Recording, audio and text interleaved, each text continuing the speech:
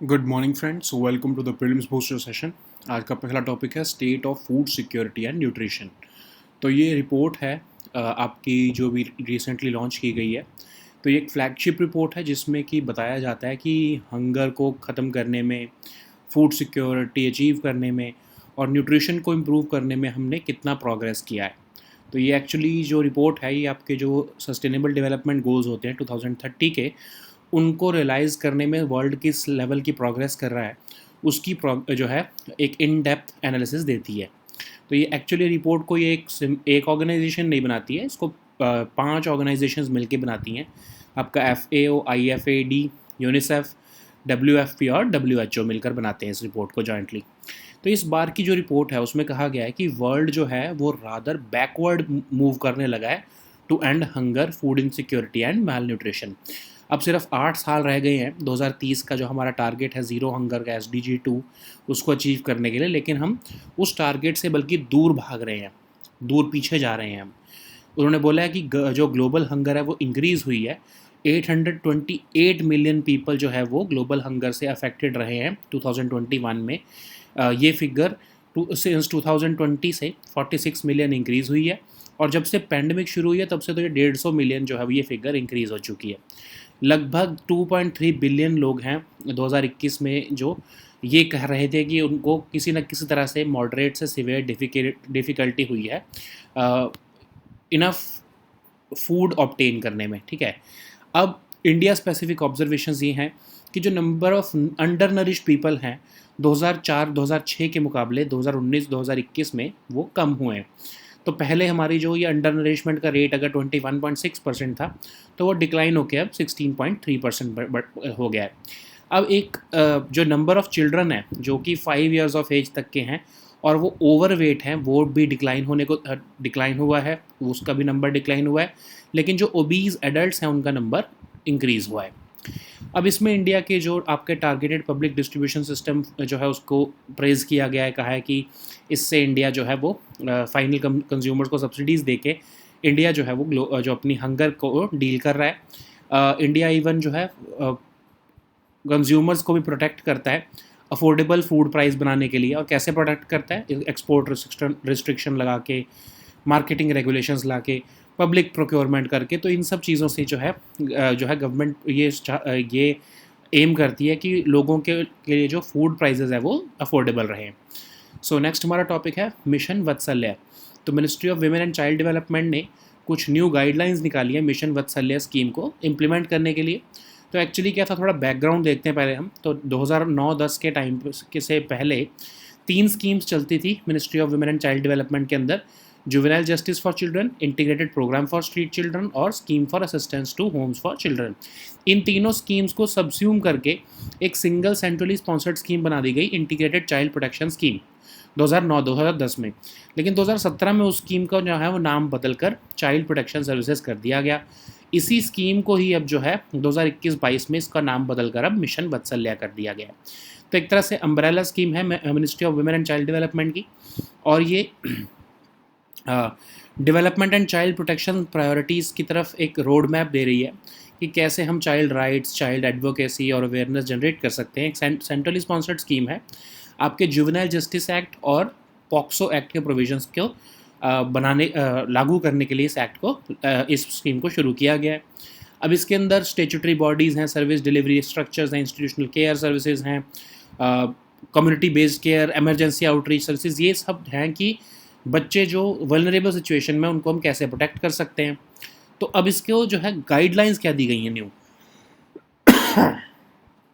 इन new guidelines में कहा गया है कि वत्सल्य सदन बनाया जाएगा जो कि एक इंटीग्रेटेड होम कॉम्प्लेक्स होगा चाइल्ड केयर इंस्टीट्यूशंस का। तो आपके जो जुवेनाइल जस्टिस बोर्ड हैं, चाइल्ड वेलफेयर कमेटीज़ हैं, ये सब भी इसी प्रेमिसेस में लोकेटेड होंगी। फिर उन्होंने बोला है कि क्रैडल बेबी रिसेप्शन सेंटर्स बनाए जाएंगे जो कि family based non institutional care देंगे चिल्ड्रन को, और ये इन्फेंट की भी केयर करने के लिए इक्विप होंगे और अबेंडन चिल्ड्रन को रेस्क्यू करके इनमें रखा जाएगा। फिर इन्होंने कहा है कि 24/7 हेल्पलाइन सर्विस भी निकाली जाएगी चिल्ड्रन के लिए, जो कि मिनिस्ट्री ऑफ होम अफेयर्स की 112 जो हेल्पलाइन है उसके साथ इंटीग्रेट कर दी जाएगी। इवन जो है डिस्ट्रिक्ट मजिस्ट्रेट का भी रोल इसके अंदर डिफाइन किया गया है कि वो कैसे इस पूरे मिशन को डिस्ट्रिक्ट लेवल पर इम्प्लीमेंट करेंगे। सो नेक्स्ट हमारा टॉपिक है यूएन ओशन कॉन्फ्रेंस 2022। तो ये जो कॉन्फ्रेंस है ये अभी ख़त्म हुई है और लिस्बन डेक्लेरेशन जो है वो अडॉप्ट की गई है। तो हम देखते हैं लिस्बन डेक्लेरेशन है क्या। एक लीगली नॉन बाइंडिंग डॉक्यूमेंट है। इस डॉक्यूमेंट में एक सिग्नल दिया गया है कि हाँ, हम सब मिलकर जल्दी से जल्दी ओवरऑल हेल्थ, रेजिलियंस और sustainable use of the ocean को इम्प्रूव करना चाहते हैं।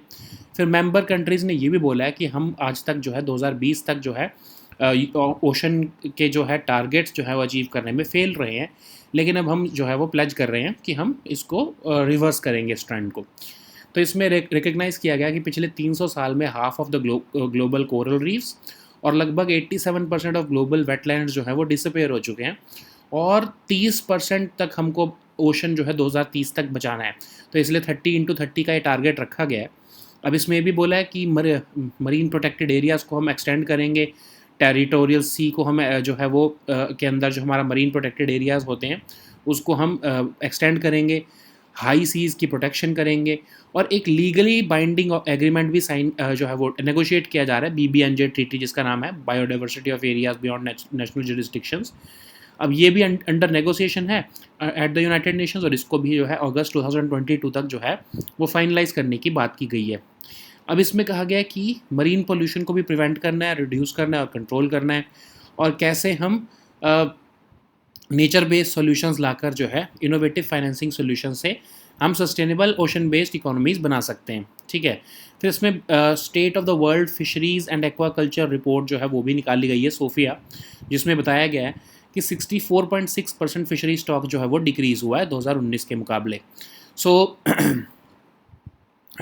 सस्टेनेबल फिशिंग प्रैक्टिसेस डेवलप करने की बात की गई है और कनाडा, UK, US जैसी कंट्रीज़ ने कहा है कि इंटरनेशनल अलायंस बनाना चाहिए जाकि हम illegal, unreported and unregulated fishing को इरेडिकेट कर सकें। ऑफ कोर्स ये चाइना के अगेंस्ट बोला गया है।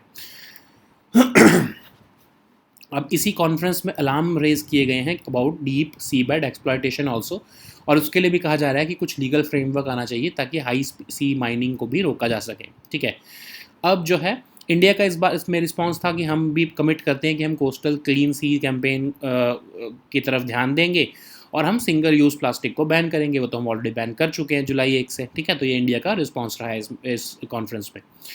सो नेक्स्ट हमारा टॉपिक है फॉरेस्ट राइट्स एक्ट। तो उड़ीसा गवर्नमेंट ने एक एम्बिशियस टारगेट रखा है कि वो पूरा का पूरा फॉरेस्ट राइट एक्ट का जो इम्प्लीमेंटेशन है उसको 2024 तक कंप्लीट कर लेंगे।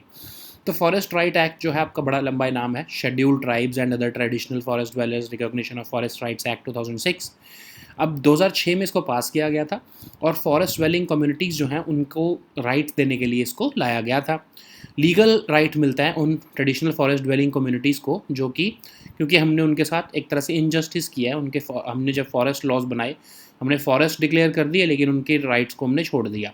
तो अब उनको हम राइट्स दे रहे हैं इस एक्ट के अंदर, टाइटल राइट्स दिए जा रहे हैं, ओनरशिप टू लैंड दिया जा रहा है उन फार्मिंग ट्राइबल्स को या फॉरेस्ट ड्वेलर्स को जो कि उस एरिया में रह रहे थे और कम से कम December 13, 2005 उससे पहले जो है उससे पहले तक एटलीस्ट जो है वो वहाँ पर कल्टीवेशन करते थे। इसमें कैप लगाया है कि 4 हेक्टेयर से ज़्यादा जो है वो राइट किसी को नहीं मिलेगा। माइनर फॉरेस्ट प्रोड्यूस जो है वो जो अगर प्रोड्यूस करते थे उनके ऊपर भी उनकी राइट रहेगा। ग्रेजिंग एरियाज़ के ऊपर, पैस्टोरलिस्ट राउट्स के ऊपर ये सब भी राइट्स उनके रहेंगे और अगर उनकी इलीगल इविक्शन हुई है तो उनको रिहैबिलिटेशन भी किया जाएगा। एलिजिबिलिटी के लिए उन्होंने बोला है कि वो फॉरेस्ट कम्युनिटीज़ जो जनरली प्राइमरीली जो है रादर वो फॉरेस्ट में ही रिज़ाइड करती थी और पिछले 75 साल से वो कम्युनिटीज़ उसी एरिया में रिज़ाइड कर रही हैं, उसी फॉरेस्ट में रिज़ाइड कर रही हैं, वो ही एलिजिबल होंगी। अब ये पहचानेंगे कैसे? अब इसके लिए क्या है कि ग्राम सभा और विलेज असेंबली जो है उसको एक रेजोल्यूशन पास करेंगी और बताएंगे कि कौन कौन सी कम्युनिटीज़ के जो है राइट्स कौन से रिसोर्सेज के ऊपर रिकॉग्नाइज़ किए जाने चाहिए। फिर ये स्क्रीनिंग जो है वोट सब डिवीज़न लेवल पर पहले स्क्रीन की जाएगी और डिस्ट्रिक्ट लेवल पर उसको अप्रूवल बाद में मिलेगा। फिर जो है स्क्रीनिंग कमेटीज़ में 3 गवर्नमेंट ऑफिशियल्स होंगे, फॉरेस्ट, रेवेन्यू और ट्राइबल वेलफेयर डिपार्टमेंट्स के, और 3 जो है मेंबर्स होंगे वो लोकल बॉडी जो है उस लेवल के होंगे जो जैसे कि ग्राम सभा लेवल के। ठीक है, सो ये प्रोसेस होगा रिकॉग्निशन ऑफ राइट्स का। तो ये अब लॉ पास हो चुका है और इसको जो है उड़ीसा गवर्नमेंट चाह रही है कि वो पूरे स्टेट में बाय 2024 इम्प्लीमेंट कर ले। सो नेक्स्ट हमारा टॉपिक है शेरपा। तो फॉर्मर जो आपके नीति आयोग के CEO थे जो अभी रिसेंटली ही रिटायर हुए हैं, अमिताभ कांत जी, उनको जो है न्यू शेरपा बनाया गया है G20 के लिए गवर्नमेंट ऑफ इंडिया द्वारा। तो अब ये एक पर्सनल रिप्रेजेंटेटिव होते हैं जो हम leader of the member country के, जैसे प्राइम मिनिस्टर मोदी के जो है वो ये पर्सनल रिप्रेजेंटेटिव होंगे फॉर G20 मीटिंग। तो जनरली सिर्फ G20 के लिए ही नहीं, G8 जिसको G7 कहते हैं, फिर न्यूक्लियर सिक्योरिटी समिट, इन सब के लिए भी एक शेरपा होता है जो कि करियर डिप्लोमेट या कोई सीनियर गवर्नमेंट ऑफिशियल होता है। वो पूरी प्लानिंग, नेगोशिएशन, इम्प्लीमेंटेशन करता है, सारा कोऑर्डिनेशन का काम करता है, और जो है कोई जितनी भी प्री समिट कंसल्टेशंस होती हैं वो सारी उस सब में पार्टिसिपेट करता है on behalf of the leader, और जो है कंट्री की पोजीशन जो है वो सामने रखता है। ठीक है। सो नेक्स्ट हमारा टॉपिक है देरेचो। देरेचो जो है वो एक स्टॉर्म है जो भी रिसेंटली यूएस की कुछ स्टेट्स में, नेब्रास्का, मिनेसोटा एंड इलिनॉइस में अभी आई है। तो इसमें हुआ क्या कि स्काइज जो है वो ग्रीन कलर के हो गए, और स्ट्रेट लाइन विंड स्टॉर्म होता है। इसमें कोई ऐसा नहीं कि आपको टॉर्नेडो की तरह रोटेशन देखने को मिलेगी, स्ट्रेट लाइन स्टॉर्म्स होते हैं। थंडर स्टॉर्म विंड्स भी होती हैं इसमें। ये जनरली एक वार्म वेदर फिनोमिना है, जैसे हमारे इधर काल बैसाख आता है वैसा वार्म वेदर फिनोमिना है, जनरली मई में आता है, बट सबसे ज़्यादा जो है जून और जुलाई में यूएस में ये हिट करता है। अब इसके कुछ क्लासिफिकेशन की गई है कि लगभग 93 किलोमीटर पर आवर की एटलीस्ट स्पीड होनी चाहिए। टाइम गैप बिटवीन जो है सक्सेसिव स्टॉर्म्स जो है वो एटलीस्ट 3 घंटे से ज़्यादा नहीं होना चाहिए। तो अगर ये ऐसा हो रहा है तो ही उसको डेरेचो कहा जाएगा। ठीक है। So now let us see all these topics in English. So the first topic is state of food security and nutrition. So this report has recently been released, and it's an annual flagship report which informs us about the progress towards ending hunger, achieving food security, and improving nutrition. So basically it provides us about an in-depth analysis of the 2030 sustainable development goals. So this report is not prepared by a single organization, but it is rather prepared by 5 organizations: FAO, IFAD, UNICEF, WFP, and WHO. Okay, so this year's report is saying that rather than moving towards achieving the sustainable development goals, we are rather moving backwards and in our efforts to end hunger, food insecurity, and malnutrition. So we are just 8 years away from 2030 sustainable development goals, particularly the SDG2, which talks about zero hunger, but we are moving backwards instead of moving forwards.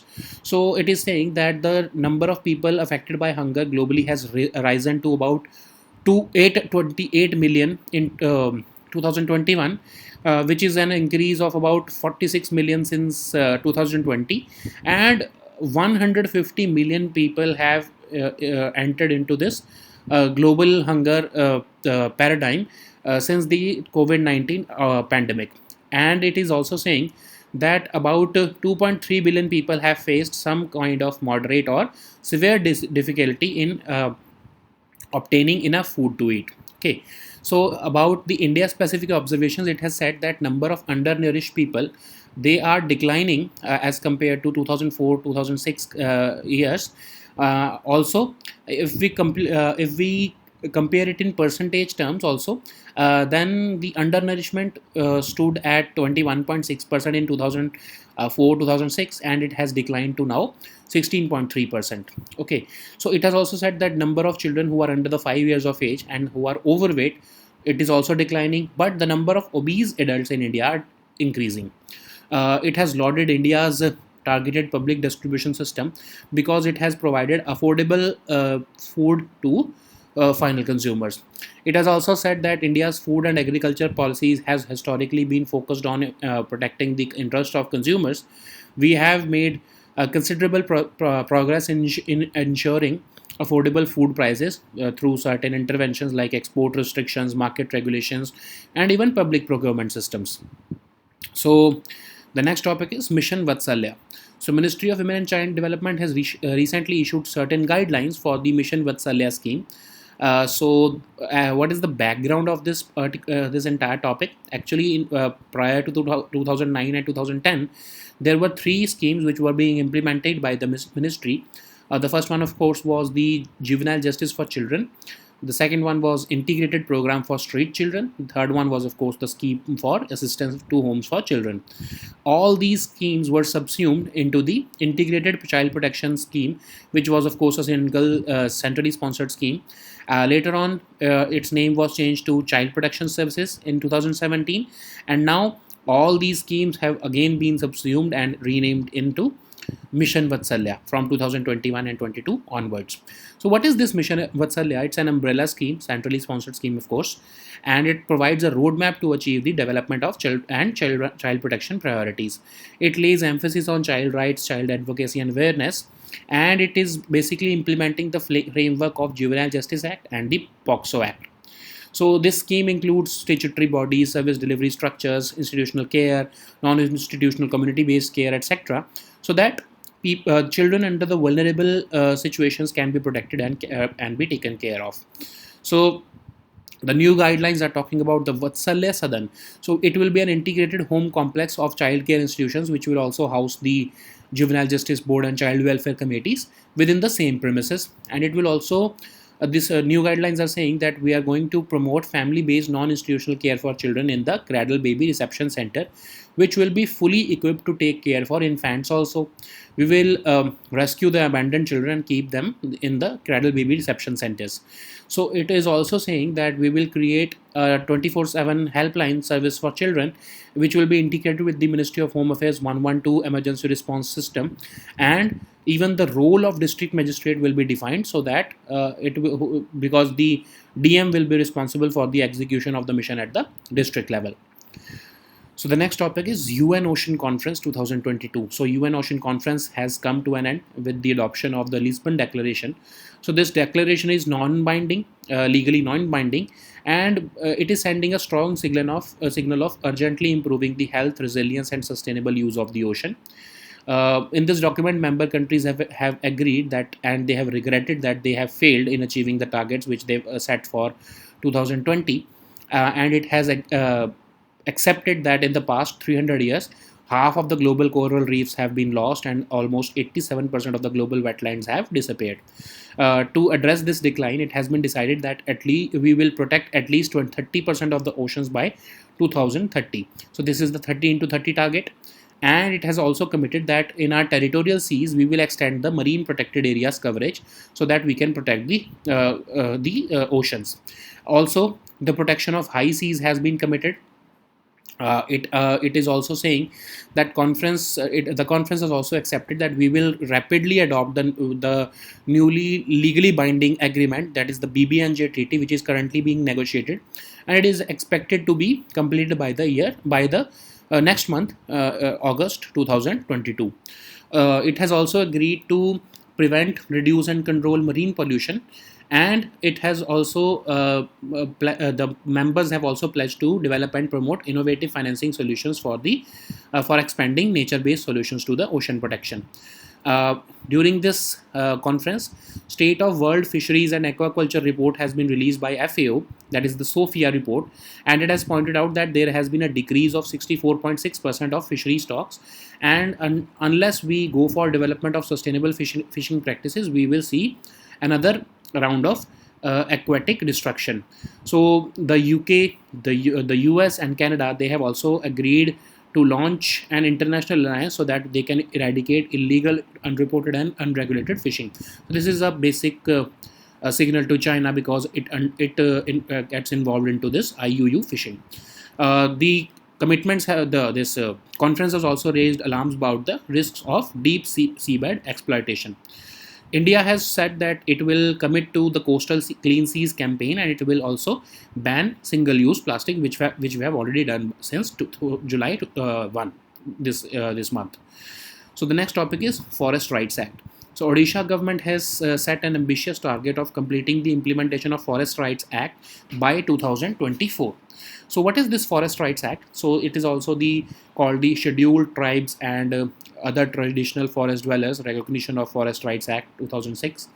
It was passed in December 2006 to recognize the rights of forest dwelling communities. So it provides a legal recognition of these rights to these traditional forest dwelling communities, and the rights under this act are title rights.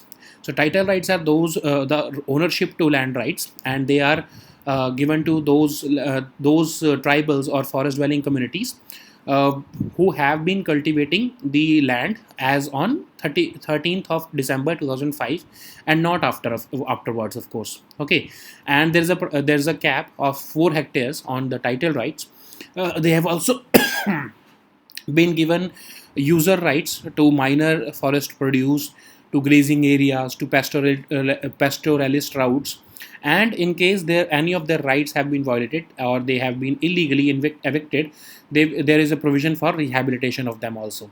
So what is the criteria, or what is the eligibility? So basically these communities must be primarily residing in the forest, and they must be a member of scheduled tribes, or they must be residing in that forest for at least 75 years. Who will recognize these rights? So first, of course, the Gram Sabha or the village assembly, they will initially pass a resolution recommending whose rights and what and rights to which resources should be recognized. Then this resolution will be screened and approved at the subdivision and later on at the district level. So this committee which will screen these rights will consist of 3 government officials from forest, revenue and tribal welfare departments, and 3 elected members of the local body, that is your Gram Sabha or the village assembly. So the next topic is Sherpa. So former Niti Aayog CEO Amitabh Kant will be the new Sherpa of G20 for the Prime Minister Modi, and it is this Sherpa is a personal representative of the leader of a member country. So this is not just confined to G20, but it is appointed for certain other international summit meetings also, like the G8, that is now G7, nuclear security summit, etc. So basically these Sherpas are career diplomats or senior government officials who will plan, negotiate and implement the coordinated agenda and consensus which has been reached in the pre-summit consultation level on behalf of the leader. Okay. So the next topic is derecho. Derecho is a storm that has hit Nebraska, Minnesota, and Illinois. These are the states in the U.S. And during this storm, the sky is turned green, and it's a widespread straight line storm, unlike a tornado in which there is rotation. In this derecho, there is no rotation. There is just thunderstorm. It's a warm weather phenomena, like we have this Kal Baisakh in India, and it generally begins during summertime in May. But most of these derecho hit the US in June and July. And the classification of a derecho is that it must have wind gusts of at least 93 kilometer per hour, and the time gap between successive winds should not be more than 3 hours. So these were our topics for today. We'll meet next time on Monday now. Until then, goodbye and take care.